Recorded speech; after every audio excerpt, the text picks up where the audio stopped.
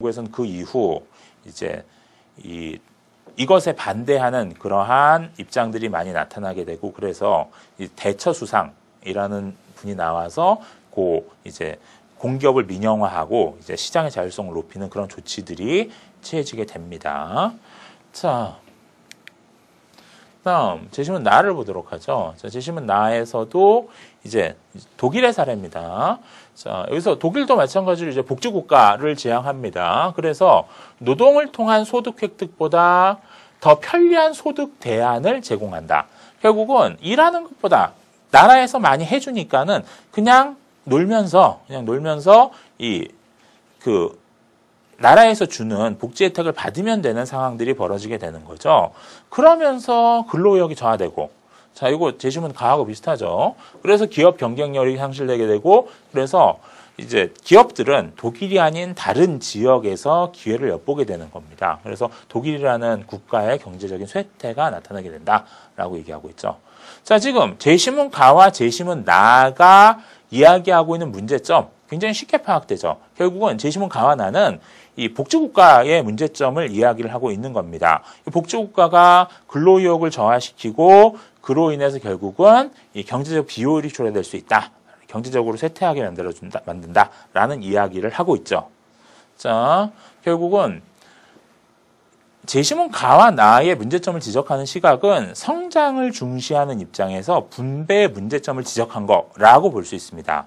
그래서 제시문 다와 라도 사실은 그쪽 입장입니다. 성장을 좀 중시하는 입장에서 이 대안들이 제시돼요. 자, 그래서 일단 제시문 다에서 이야기한 대안은 신자유주의 정책입니다. 자, 실제로 1980년대 이후 특히 미국과 영국을 중심으로 이 신자유주의 정책이 복지국가가 가지고 있는 문제점에 대한 대안으로 많이 이야기됩니다. 자, 그리고 특히 이제 여기서 얘기하는 이제 중심적인 부분이 경제에 대한 국가 개입의 축소를 많이 이야기를 하죠. 그래서 자, 국가 개입을 최소화하는 것을 얘기하는데 왜 국가 개입을 최소화해야 된다고 주장하느냐? 결국 국가의 과도한 개입이 경제적 효율성을 저하시키기 때문에 제시문 가나에서 계속 얘기했던 거죠. 자, 그래서 제시문 다의 요 신자유주의 정책에서 대안으로 얘기하는 부분이 요겁니다. 복지 예산을 줄이고 세금도 덜 걷어야 된다. 자, 세금을 줄이고 복지 예산도 줄여야 된다. 되게 뻔한 얘기죠. 자, 이런 뻔한 얘기를 하고 있고요. 자, 어쨌든 제시문다는 성장을 우선시하는 입장이라고 볼 수 있습니다. 라는 조금 다릅니다. 결국은 복지를 아예 하지 말자라고 주장하지 못하는 상황에서 복지의 방향을 바꾸자라는 측면.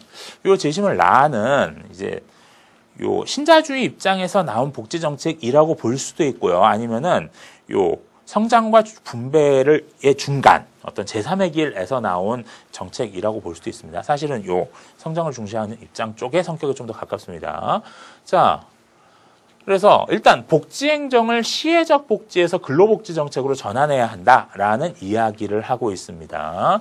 자, 그럴 때 이 근로복지 정책으로 전환을 하면서 결국은 일하지 않는 자에게는 복지 혜택을 주지 않는 거죠. 그래서 일하는 사람들에게만 복지 혜택을 주는 그러한 방안 같은 것들이 이야기되고 있고요. 자, 그리고 또한 이게 바로 이제 노동을 조건으로 복지 대상자에게 급여를 제공하는 거고, 그 이외에 결국 복지사업의 민영화, 국가가 하는 것이 아니라 민간에서 복지사업을 하도록 하고, 그리고 복지전달체계의 다양화, 그러니까 뭐 돈을 준다거나 이런 방법 이외에 뭐 쿠폰을 주는 방식, 뭐 바우처 같은 걸 주는 방식, 아니면 현물을 직접 지불하는 방식, 뭐 등등등등의 다양한 이제 방식을 사용하게 되었다. 뭐 이런 얘기들이 나오고 있습니다. 어쨌든 이 큰 방향에서는 시혜적 복지가 아닌 다른 방법들이 고민되고 이 근로의욕 저하를 막기 위한 대안들이 얘기된 거죠. 자, 그럴 때 이런 대안들에 대해서 한번 비판적으로 생각해 보죠. 잠깐만 한번 비판적으로 생각을 해보도록 합시다.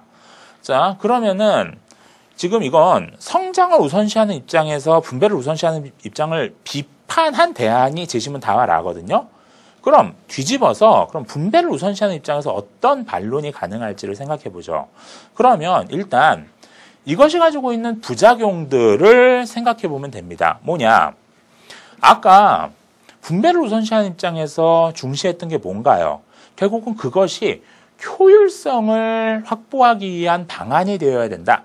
방안이 될 수 있다라는 얘기했죠. 즉 인적 자본에 대한 투자 측면이 복지제도에는 있다라는 이야기 충분히 할 수 있습니다. 즉 여기서 이 근로복지 정책 물론 좋은 말이기는 한데 자 근데 이러한 이건 결국은 기존에 있었던 복지를 제한하고 이제 조건부 복지를 하는 건데 이런 조건부 복지 과정에서 그 인적 자본의 고급화로 가는 것에 대한 일정 정도 제한이 이루어지지 않느냐라는 얘기할 수 있습니다. 무슨 얘기냐?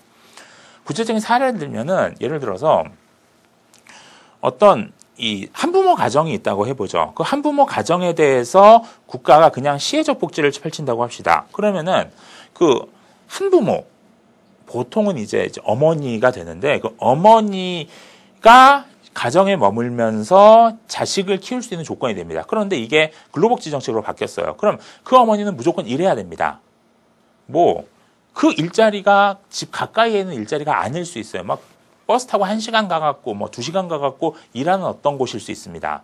그러면은 어머니는 어쨌든 이 복지 혜택을 받기 위해서 그 일을 해야 합니다. 그러면은 이 아이는요. 자, 요 아이는 결국은 가정에 남아있게 되죠. 물론 뭐 공부방에 갈 수도 있고 뭐 다른 데 갈 수도 있지만은 요렇게 복지를 축소하는 방향으로 가면은 그런 공부방이나 이런 것들도 제대로 없을 가능성이 있습니다. 자, 그러면은 결국은 인적 자본의 투자가 제대로 이루어지지 않는 상황이 벌어지고요. 그것이 결국 사회적 비효율의 문제로 연결될 수 있는 거죠. 이게 사회적 갈등 요소가 될 수도 있는 거고요. 이러한 측면들이 이제 비판될 수 있습니다. 자, 어쨌든 간에 자, 이 문제는 이렇게 해결을 하면 되고요. 자, 이 문제에서 정답은 사실 없습니다. 이게 양쪽 다 고민을 해야 되는 문제고 결국은 우리 한국 사회, 이 한국 경제의 상황에서 어떤 대안이 더 유효할까에 대한 굉장히 치열한 고민이 가능한 결국은 굉장히 논쟁이 많이 이루어지는 아주 첨예한 문제고요. 이런 첨예한 문제에 대해서 이제 각각 학생들이 가지고 있는 그러한 고민의 지점들을 한국 경제에 대한 관심이나 그런 경제 지식에 대한 관심을 통해서 그런 고민의 지점들을 만들어 가야 되는 자, 그런 어려운 문제라고 볼 수 있습니다. 자, 여러분들 골치 아픈 문제고 사실 재미없는 문제였는데 자, 공부하느라고 고생 많으셨습니다. 자, 수고하셨습니다.